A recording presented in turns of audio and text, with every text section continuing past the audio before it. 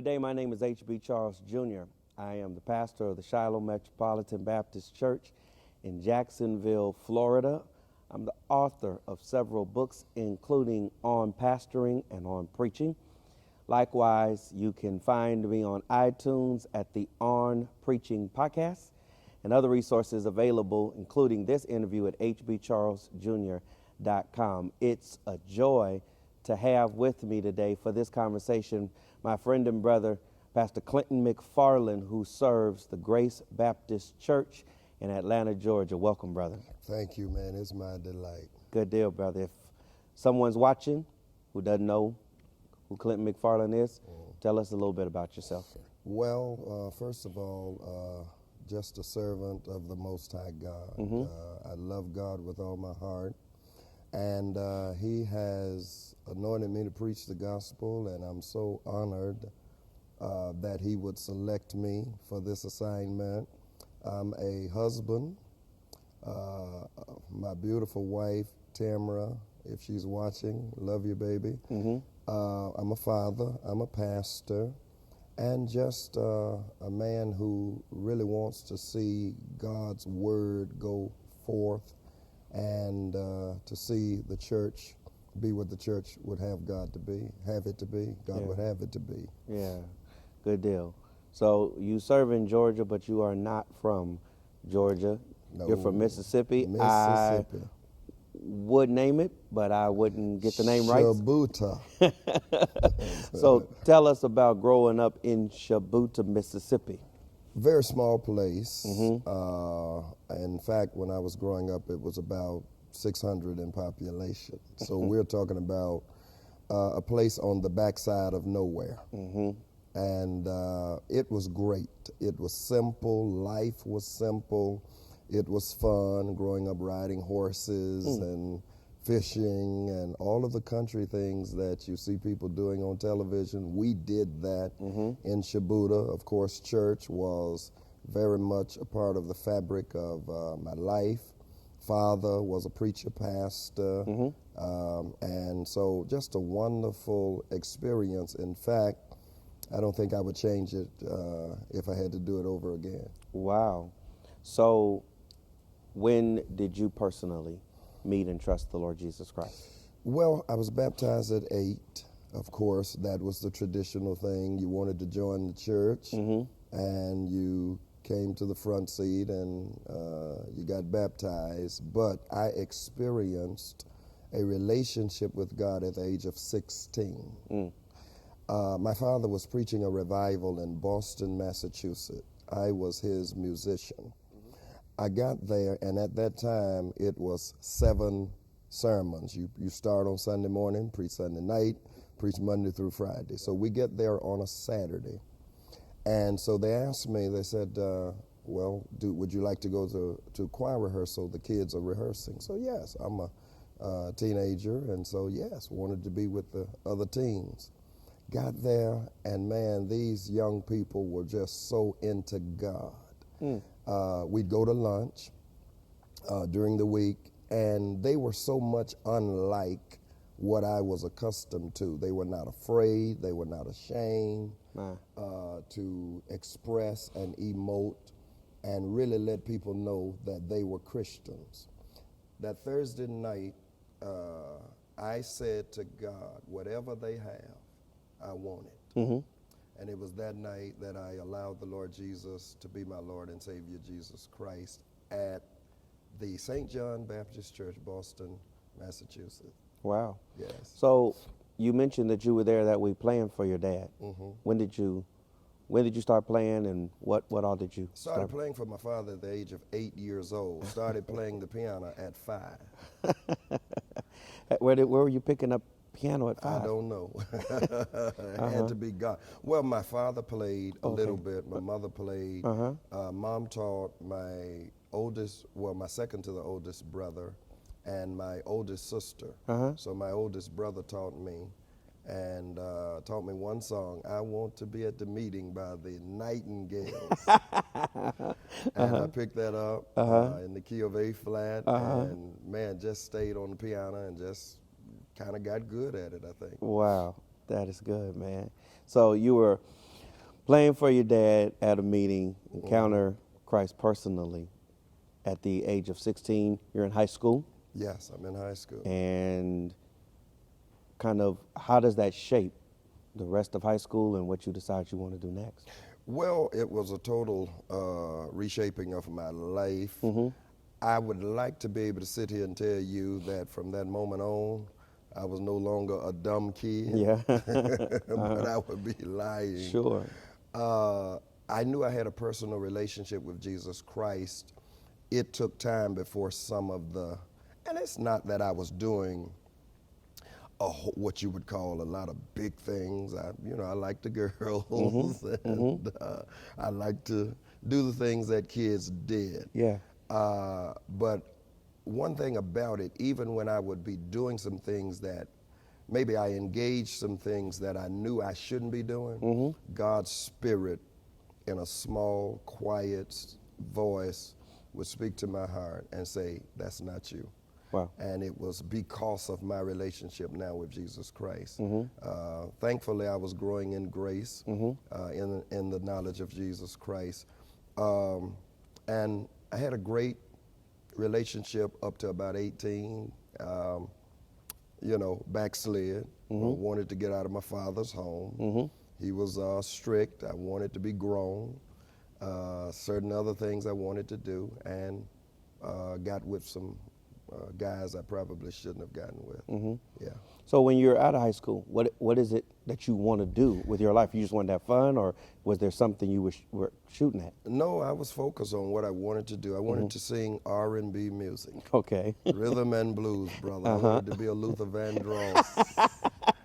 Yes, they had the money. And so I grew up, the Lord called me to preach at 16. I knew that. Okay. I knew that with all my heart, but I did not want to yield to the call. I wanted to make money, I wanted to be famous, popular. And I had a gift to sing, so I wanted to do R&B music. And that's what I was pursuing. So I left my father's church, hooked up with a national quartet group, because I was going to use that sort of as Sam Cooke did, as a bridge into secular. You had it all plotted out. Oh, yes, yes. Yeah, I'm a strategist. Yeah. Yes, sir. And so I was doing pretty good. But, man, some of the behavior, some of the environment that I was in was not conducive to the essence of Christendom, should I say. Yeah. Very diplomatic. Yes. So when did the Lord and how did the Lord reel you in? You said you had a sense of a call at the age of 16. Yes. When did the Lord reel you in? He just wouldn't leave me alone, and I wanted him to. I never will forget, I was about 21, and I was doing music then. I was in a nightclub, drinking, partying, had the girls and all of that. And everybody was having fun, HB, but me. And I'm sitting there, and the Spirit of God still speaking to me. This is not you. You know what I've called you to do. Yeah. And I'd take another drink trying to show God, you got this one wrong. You see me, God? I'm not the guy you want to use. I know some better guys. And so I went through that, and I had to yield to the call around the age of 22, almost 23, because I thought I was losing my mind. Wow. And I never shall forget, I was headed, I moved back to Mississippi because Mom told me to. God had spoken to her heart. Then Dad told Mom to tell me to move back, and I've never disobeyed my parents. And so I moved back to Mississippi, got back in church, repented of my sins, but still didn't want to preach. Yeah. And so I never will forget, I was headed to my girlfriend's house at the time, and it was on me. It was to the point I would wake up in the middle of the night, I'm preaching in the bed. I'd get to choir rehearsal early before everybody would get there, stand in the pulpit, and just had to preach it out. And I preached so many Jasper Williams sermons before I ever accepted my call. I mean, I could hoop just like it. Yeah. And and so I told the Lord, I pulled to the side of the road. It was raining. I told the Lord, I said, if you want me to do this, I want to be sure. I'm going to close my eyes, and when I open my eyes, I need to see an angel or something. So I sat there, I opened my eyes, saw nothing. Okay, God, you ain't calling me. Went on and did what I was doing. One night at a revival meeting in Shubuta, Mississippi, second week in July, we had a guest preacher. Monday night, I couldn't get to him. Tuesday night, I went up to shake his hand, and he said to me, I want to talk to you. So he was a quartet singer too. I hadn't seen him in about 5 years. And I said, okay, I'm thinking he wants me to do something in the studio or what have you. He says to me, when we talked, he said, I'm not a prophet. This is not what I do. But the Lord told me to tell you something. I said, okay. He said, the Lord told me you're caught between two opinions. Whatever he's told you to do, go on and do it. I bursted out crying. Wow. Because I knew exactly what he was talking about. And I told him, Pastor, say no more. Yeah. And that's what it took to get me to yield to the call that God has on my life. My. Do you remember the first sermon? Oh, yes. No cross, no crown. No cross, no crown. Yeah, and he, bearing his cross, went to a place called the place of a skull. And that's what I preached about. My. I'd hate to hear that message. Oh, I no. got it on VHS somewhere. I know that feeling. But man. I'm going to tell you, though, and I know you know, man, it was like the weight of the world lifted from me when I preached that message. I get emotional thinking about it now. But it was such a beautiful, beautiful thing. Yeah. So after that first shot, are you getting opportunities to preach? Or? Well, not major opportunities, but many opportunities. My father was a premier preacher in our area. Sure. And I was a well-known musician, singer. So inevitably, opportunities came by virtue of that. So I'm doing a lot of choir days. In fact, I preached my first sermon July the 29th, 1990. I was called to my first church the third Sunday in January 1991, 5 months later. My first full year of preaching, I preached 16 revivals, 5 long nights of revivals, and I preached, I don't know how many Sunday afternoon programs, but I was preaching a lot. God afforded me a lot of opportunities. Yes. So this church, 5 months into your ministry, how do you find them? How do they find you? Well, a friend of mine was candidating for the church, and he was bivocational. Well, he wasn't a friend, but he was a friend of a friend, an older gentleman. And he worked for the phone company. We had a storm come through, and so he had to go to work.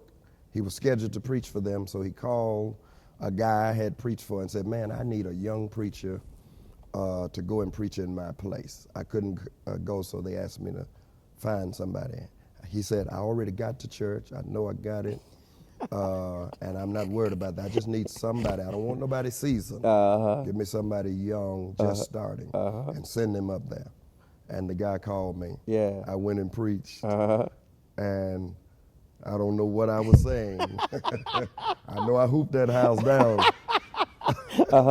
And so they asked me to come back. Yeah. I went back, and man, it wasn't long before they selected me. We laugh about that when I see him even now. Is that right? Yeah, he said, you stole my church. Man, that's a great story. So how long did you serve that church? 11 months. 11 and here's the months. reason why. That was another church looking at me. And this church was in Livingston, Alabama. Very small congregation. There was another church looking at me, another small congregation in Mississippi, Pachuta, Mississippi. Livingston called me to pastor them the third Sunday in in January 1991. John the Baptist Church in Pachuta, Mississippi called me to be their pastor that Monday. So when Livingston called, naturally, well, bird in the hand is better than two in the bush. I accepted it, although I really wanted this other church. So I accepted Livingston. John the Baptist called on Monday, but they wouldn't give up. They said, we've got to have you. So we talked. I threw it out there. I said, well, change your service time to the evening, and I'll be your pastor, thinking that they're going to leave me alone. Yeah. And Livingston was every Sunday. John the Baptist was 2 Sundays a month. You're from LA, you don't know anything about that. Twice a month. All. I remember when churches were 1 Sunday a month. And John the Baptist was 2 Sundays a month, but they still wanted me. So I said, just change your service, late afternoon. I'll preach in Livingston, which is 80 miles away, drive like crazy, and I'll come to you. And they did it. So now I have Livingston, Alabama, Shiloh. My first church was Shiloh. Wow. Wow. Yep. And I have this church, I'm preaching, then I rush to John the Baptist, and I would preach twice a month there. And I said to myself, I'm going to do this for a year, and then I'm going to decide which one I'm going to take. Yeah. At Shiloh in Livingston, I never will forget, a lady came to the church, and she wanted the church to do something, and they pulled me out of service, and I said, well, brethren, I tell you what, we're not going to accommodate her on today in that manner. She wanted some money always coming by. Deacon Kennedy, who was chairman of deacons, or head deacon as we called it back then, right after I said that, he said, let's give her what she's asking for. I knew then that wasn't my church. Because anytime I've made a decision and somebody comes right back and says, we're going to do it, and the group went with them, I said, well, he's the pastor. So after a year, I took John the Baptist full time, as what we would call it, every Sunday. Sure. And stayed there 7.5 years. 7.5 years. So what are these early years like of pastoral ministry? You're raised in a preacher's home. Yes. You are, as by virtue of music, in a lot of different church settings, learning a lot. You have started preaching and getting a lot of experience, but there's nothing like boot on the ground Of course. work of ministry. What were those early years like for you? A lot of mistakes. A lot of mistakes. But it was wonderful in that times were not like they are now, and I thank God. You really had to do it. You really had to be diligent in your duty at that time. But I think it shaped me for where I am now. I tell guys, I don't know how guys feel about this, but I tell guys, man, the best training ground is a small country church. And when I was at John the Baptist, I think they had about 75 people when I got there. 7.5 years, it grew to about 115, 120. But one of the best churches, I love that church even today. One of the best groups I've ever been a part of. But they trained me to pastor, to preach, taught me how to love the unlovable, which is a part of what we do. I think it was, I hate to say it like my daddy would say it, but it was great training. Yeah, very indeed. much so. Indeed. So we've talked a little bit about this personally and privately. What formal training were you able to get during this process? Honestly, very little. One of the biggest regrets of my life is that I have very little formal training. I lived in a small town that was 40 miles from the closest college. When I started preaching, I was married. Wasn't long. A couple of years later, I had a daughter. I was bivocational. And we didn't have online. We didn't have satellite schools and all of that. We're telling how old we are now, huh? Yeah, man. No computers. What was online? We didn't have a PC. And so I was bivocational. My first responsibility, my first ministry was, of course, to my family, to take care of them. And I worked and I pastored. So formally, very little. I have one semester of community college that I went back later to get. But my daddy taught me something that was so profound. Now, he pushed me to do it, but then one day he told me, he said, son, education is knowing where to get information. And there are other ways to do it. And so I would read every book I could get. I would find guys that I admired, and I would study them, their mannerisms, how they spoke, because I'm from rural Mississippi, so you have to train yourself really to talk. And so everything that I am, the Lord blessed me to sort of train myself to do this, how to study. I'd read blogs, a lot of blogs, read books, articles, whatever I could pick up during that time and even now to teach me to be. Here is the beautiful thing. I knew what I wanted to be. I never will forget, Doc, once I was no longer bivocational, my little country church was able to get me to a great salary, man, after about 3 years of pastoring them. I mean, it was great, man. It was $250 a week. Major brother. Yes, sir. And so I lived off of that, took care of my family, preached revivals and what have you. So I went to the National Baptist Convention as a preacher. It was in Detroit. And Jasper Williams was chairman of the late night. I went to the day sessions, went to the classes, so I'm gonna go to the late night. They held it at C.L. Franklin's former church. And I went, and Dr. E.V. Hill was the lecturer. Dr. Jasper Williams was the preacher. E.V. Dr. Hill preached that night about not wanting to go to hell. Yeah. This thing he did on hell. And man, he mesmerized me. He was so profound, prolific, and so poised. I'm sitting there like, you know, in awe. He finished, Jasper gets up. And Jasper is Jasper Williams, superstar. He gets up, his mannerisms, and he was so profound. I told my wife at that time, I said, that's gonna be me one day. That's what I said, that's gonna be me.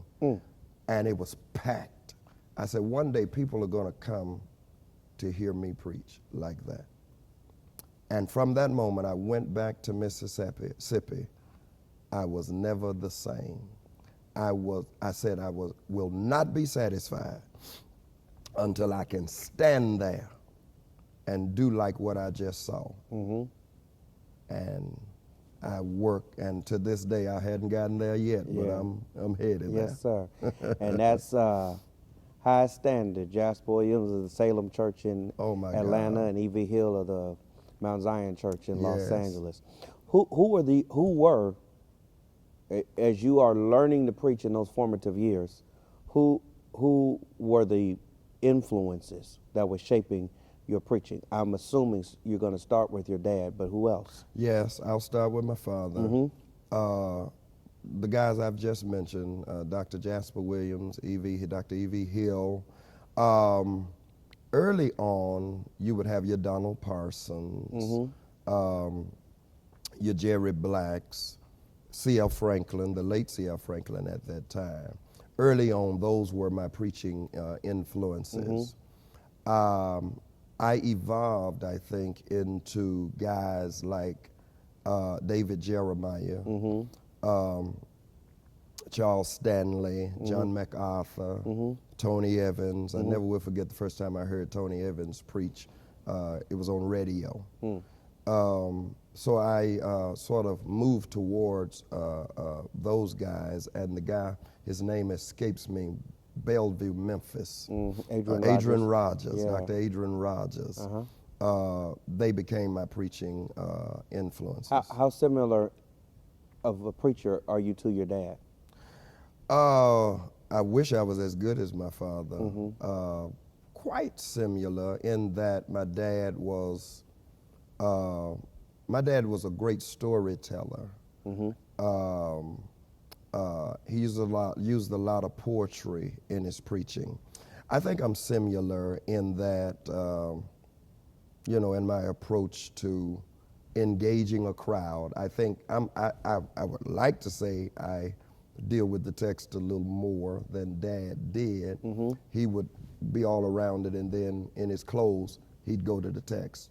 I start with an opening and then go to the text and then close, celebrate what I just preached. I'm a closer like my dad. He was a great closer. So we're similar. Good deal. Yeah. I don't know. I would say I don't know if there's any element of my preaching that is consciously like my dad's, but if Really? somebody hears me, they say, "Boy, you remind me of your dad." So I just Yeah. think it's elements that just bleed through. Oh, Yeah. I think it's inevitable. I Uh-huh. mean, that's our first influence. People tell me that all the time. Oh man, I saw your dad in you. Yeah. And it's always an honor. Yeah, absolutely. It's the best compliment anybody can give me. So you finished your 7.5 years there. What's next? I was called to a church in Columbus, Mississippi, the Southside Baptist Church. I never will forget, when I was at John the Baptist for 5 years, I was sitting in the pulpit. Spirit of God spoke to me and said, "I'm getting ready to move you from this church." And I was not ready to move. I had moved on up a little bit higher. Yeah. And I was doing really good. I was happy.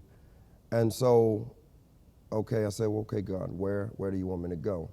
I was preaching for this major church in Meridian, Mississippi, and I thought it was going to be something like that. So I'm now looking. I even put in some resumes at some places because God said he was going to move me. After a year, I'm still there. I'm in my 6th year. So I asked God. He didn't answer. After 6.5 years, God, I thought you said you were going to move me. It's been a year and a half. God spoke to me and said, the place that I have for you is not even vacant.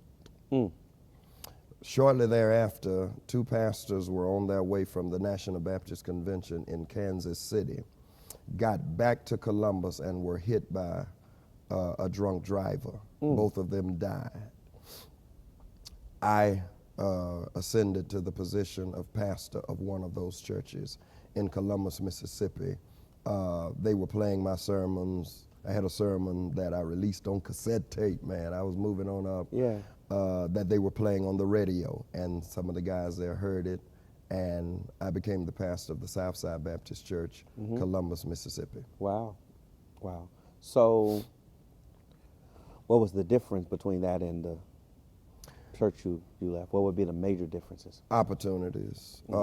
Columbus is it's a small town, but it's larger than Pachuta. And it gave me opportunities to do ministry.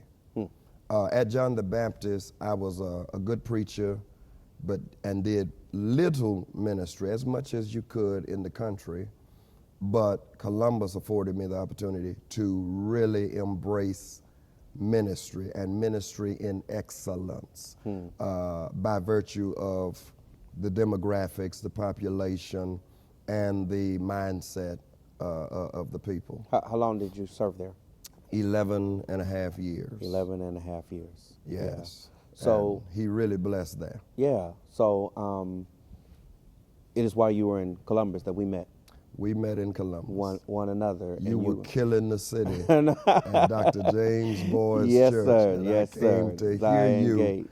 and you wrecked house. I've been an H.B. Charles fan Oh man. ever since. Oh man. And Doc had something to do and asked you to take me to lunch. Yes. Yeah. Well, man, I'm busy tomorrow.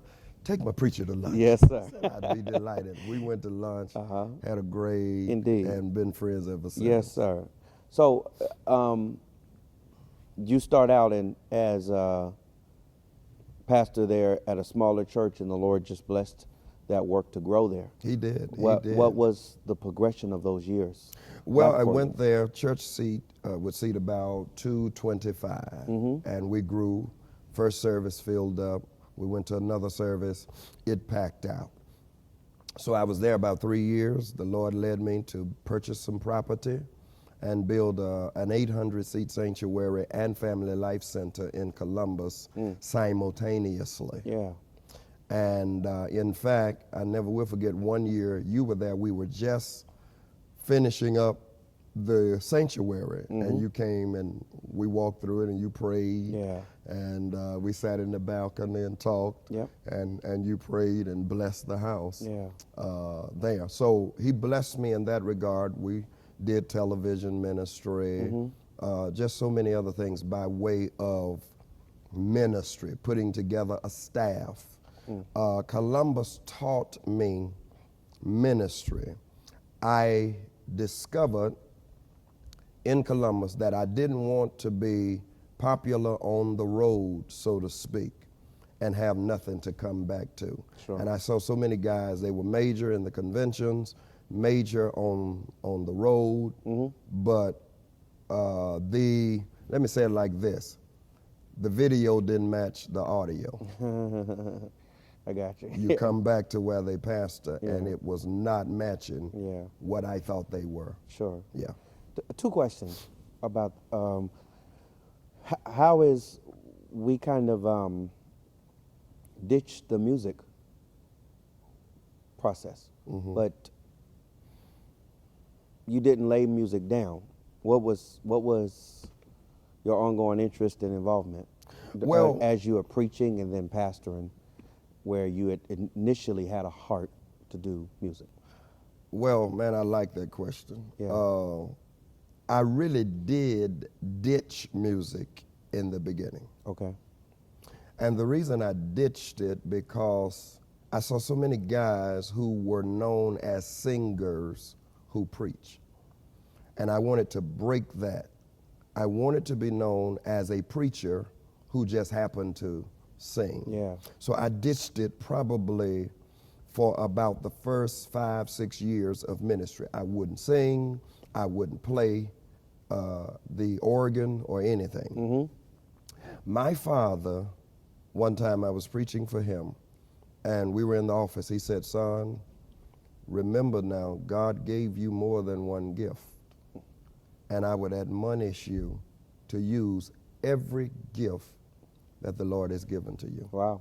So because of that conversation, I recorded my first CD in Musical Project in 1997.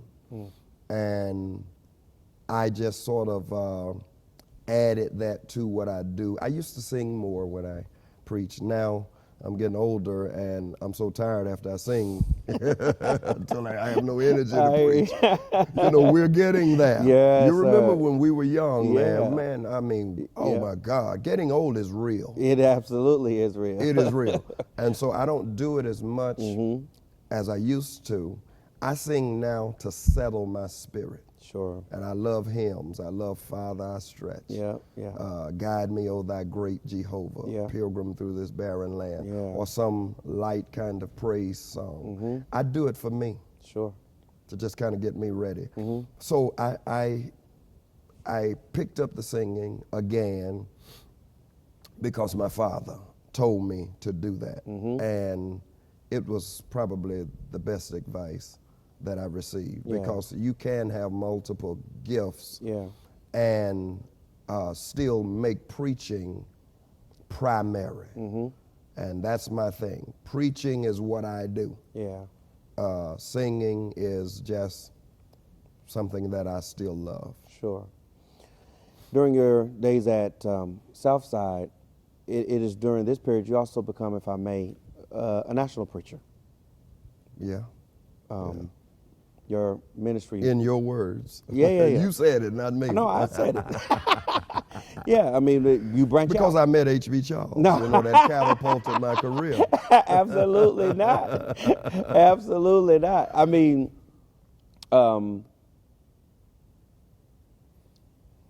you mentioned earlier that you had this desire that many people would end up hearing you preach, and it happens during that season. It did. Yeah. What would you say was the turning point in that regard? Man, I was preaching a lot of revivals and appointments locally Yeah. and maybe regionally, and I would do some out-of-town dates. But Dr. James Boyd, and I've got to give him credit, the guy you were preaching for, Dr. Out of Chicago, used to be over late night, Jones? E.J. Jones, Yeah. came to preach for Dr. Boyd to do his anniversary. So Dr. Boyd asked me to do his 8 o'clock service and said, I want E.J. to come and hear you. And so he got E.J. to come and hear me, and I preached.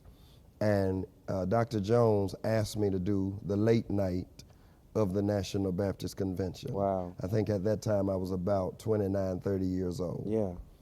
And I did late night, and I don't know what I did, man, but they say, honestly, you've done late night, so you know that's probably, for me, the scariest, even to the day. Preaching opportunities I've ever, man, I was like out of it. I don't know what I was saying. It was like I was in another world. They just said when I finished, it was really good. Sure. And so Dr. Jones fell in love with me as a person.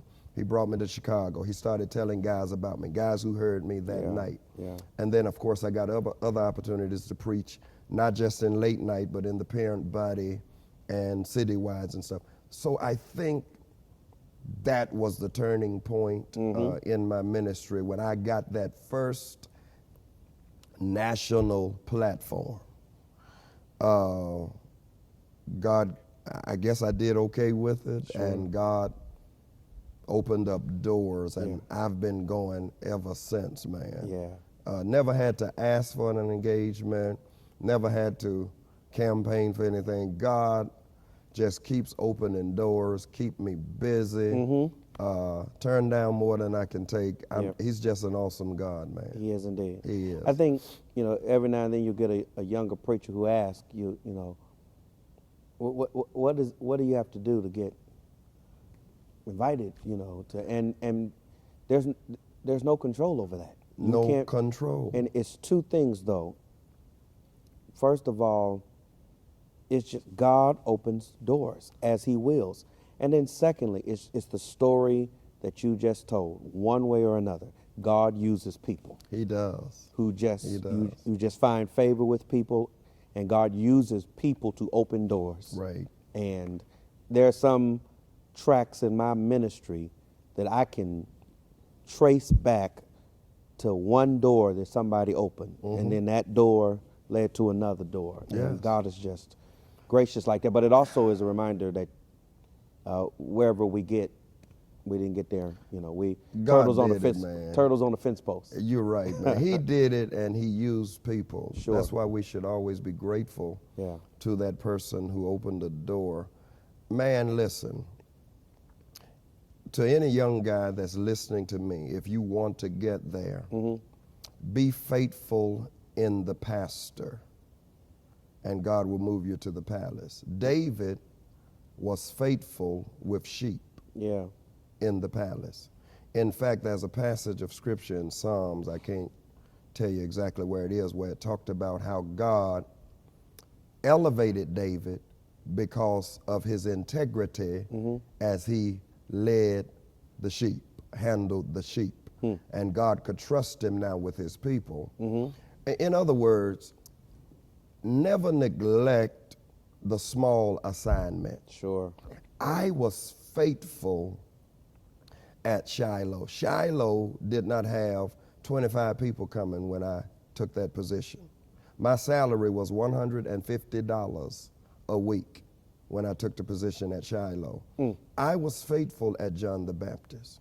I know so many guys, Doc, who would love to be where you are. You have, and I just got to tell the people, you know, I preached for you yesterday, man. 4 times. 4 times, ladies and gentlemen. I preached for H.B. Charles at the Great Shiloh Church. You did a revival in one day. Oh my God. And you have a great ministry.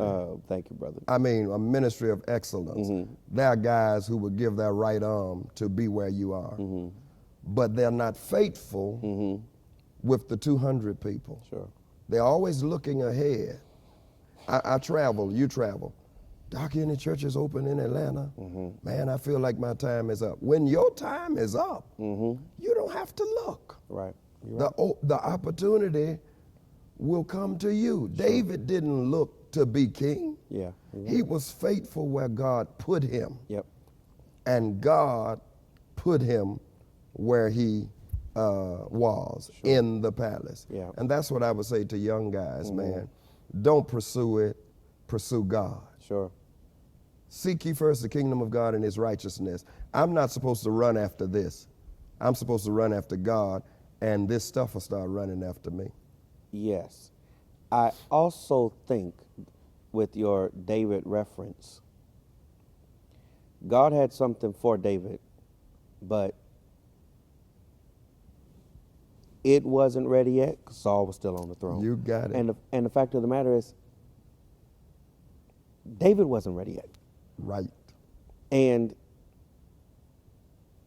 he was anointed to be king, but there were things God had to providentially work out in him, in circumstances. And I feel like those small beginnings that we are tempted to feel a way about is God's preparation process, getting us ready. God is getting the assignment ready in ways that we don't know. And I feel like if we rush the process, Yes. Sometimes we can get somewhere through gift that maturity can't manage. Yeah. And sometimes we just make things worse when we just run ahead of the Lord. I've seen it happen so many times. I know guys right now who tell me, man, I never should have left where I was. God didn't send me here, but I thought it was a better opportunity. Yeah. They rushed the process, and somebody else would go to that same spot where they left, and they discovered that diamonds were in their backyard. My. And they had left looking for diamonds. Yeah. And they had them in the backyard all the time. And I also think the other thing is prominence and significance are not the same thing. And Not at all. I feel like it is not healthy to associate significance with a large platform.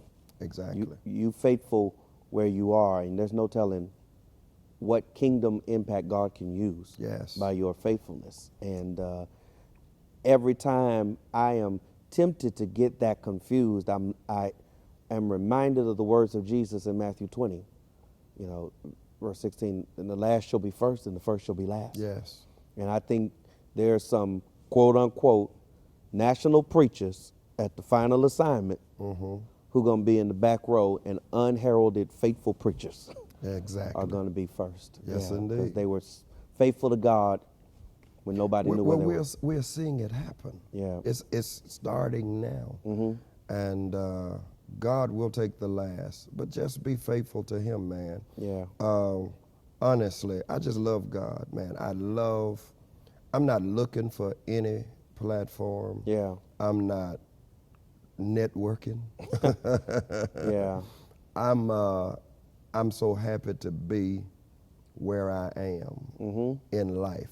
Even before I got here, I was happy where I was. I've never wanted to leave any assignment that I had. Yeah. I was never ready to leave. Yep.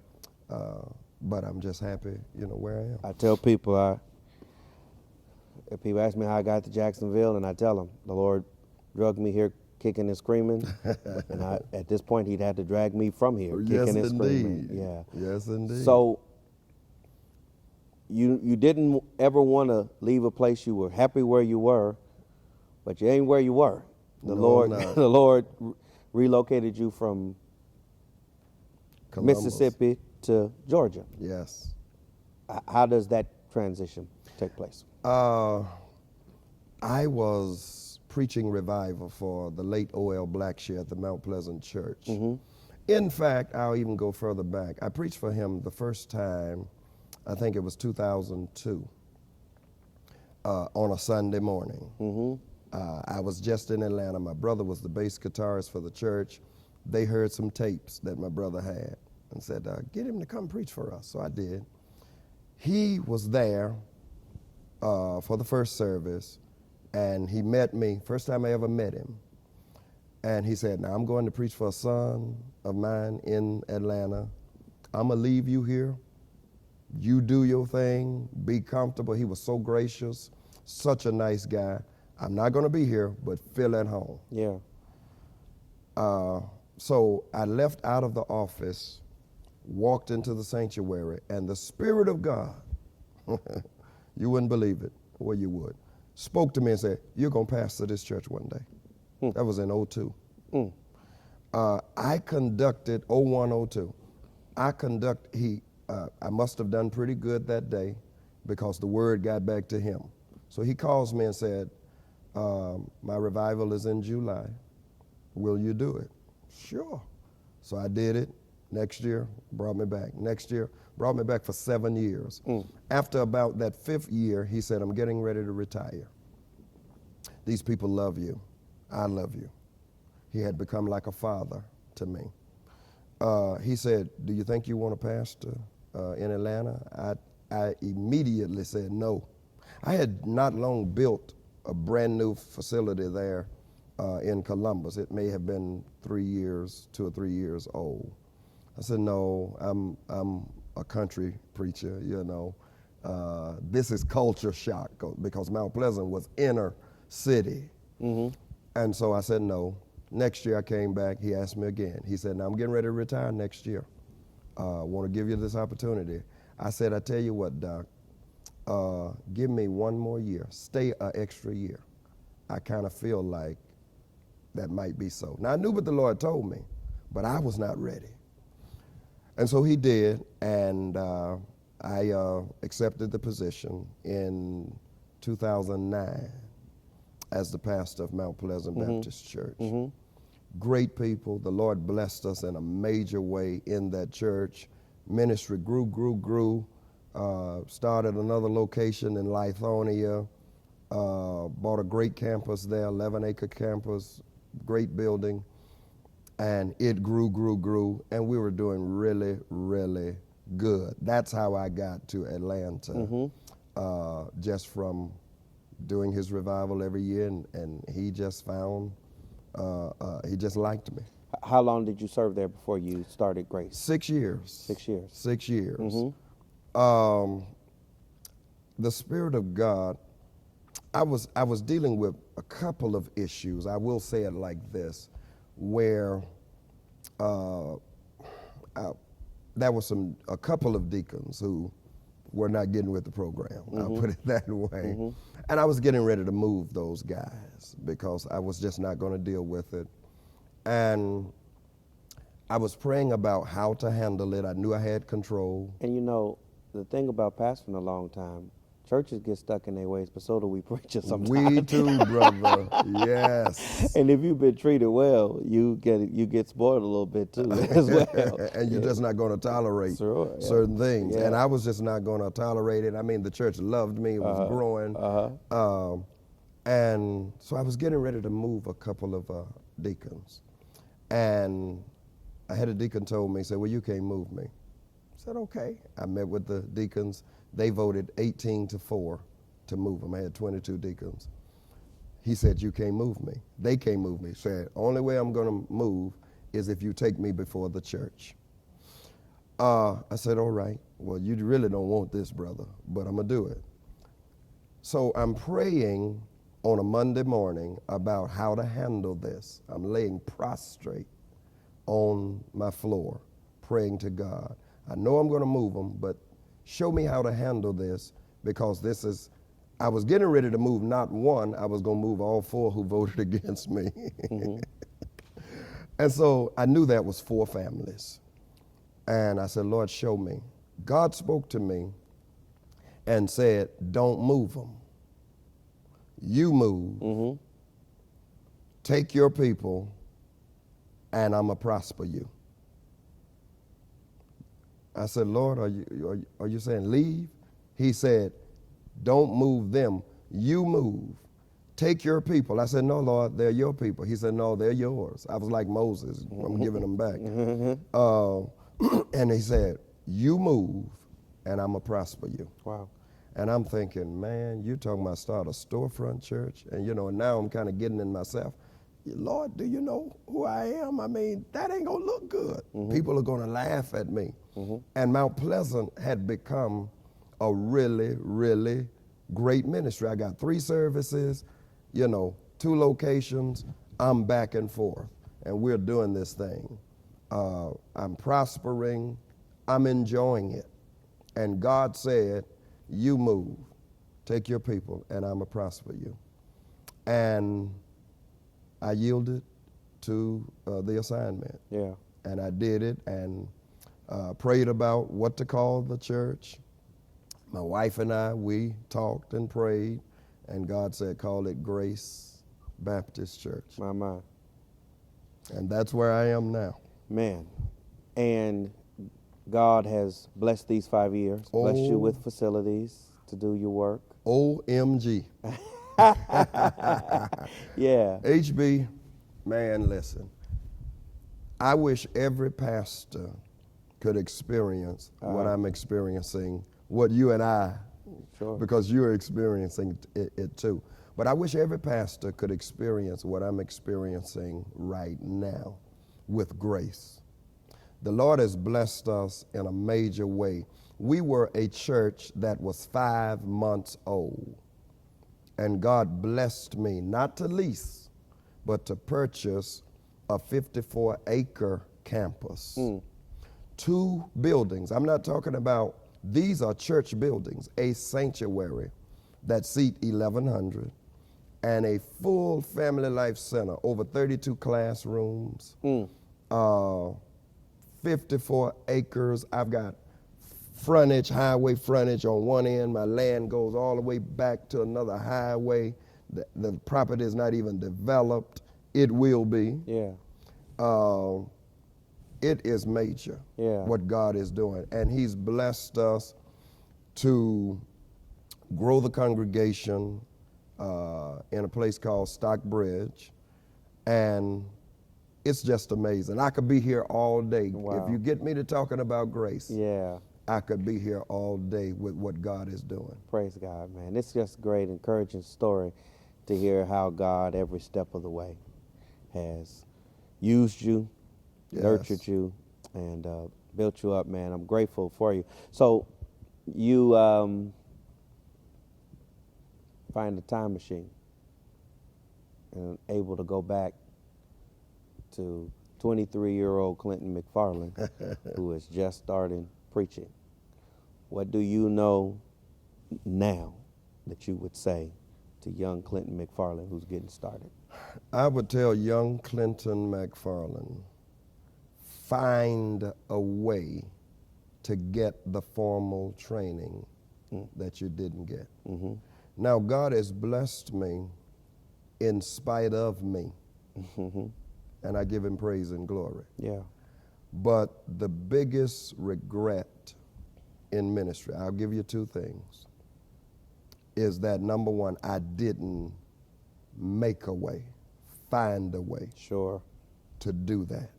The closest seminary to me was probably 100 miles away. I have a brother, Cleveland, who found a way at 30 years old, quit his job, and pastored that small country church. It was a struggle, though, for him to go to Selma, Alabama to Selma University. He made a way. I didn't do that. And I would say that to the young Clinton Mcfarland or the young preacher who's listening to me right now, find a way to do it. That's the first thing I would say. Secondly, I would say realize that your family is your first ministry. Wow.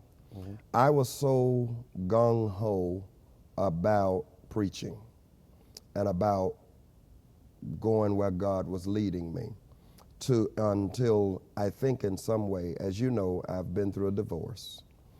I was married to my children's mother for 16 years. And honestly, what I will tell you is that I focused more on ministry, preaching. I'm thinking, well, she's going to be all right. I mean, look at the house we're living in. Look at the car she's driving. I mean, look at how God is blessing us. Not realizing that in some way, she was not as much wanting that as she was wanting me. Sure. I was disconnected. And I can say that. I can honestly admit that that was a mistake. And as a result of that, we grew apart to the point where it was beyond reconciliation. My daughter was 14 when her mother and I divorced. My son was 9. And I was not able to be in the home with my children for the duration of their formative years because I was doing a good work, but sometimes I think I missed God's work in that regard. Yeah. Family is paramount. Yeah. So those are the two things I would say to young Clinton. Yeah. If I could go back and do that over in time. Man. Do that in over. Thanks for that vulnerability, and thank you for that advice. Yeah. And thanks for taking this time, man. We've known each other now for about 20 years, and kind of on different parts of the country, God has just kind of been moving us along and cheering for each other from different spots. I'm a fan. Yes, likewise. I'm a fan of H.B. Charles. And I'm a fan of Clinton Mcfarland. Stay the course, brother. Thank you, man. Yeah. And thank you for watching. Again, you can find this conversation and other resources at hbcharlesjr.com. All the best.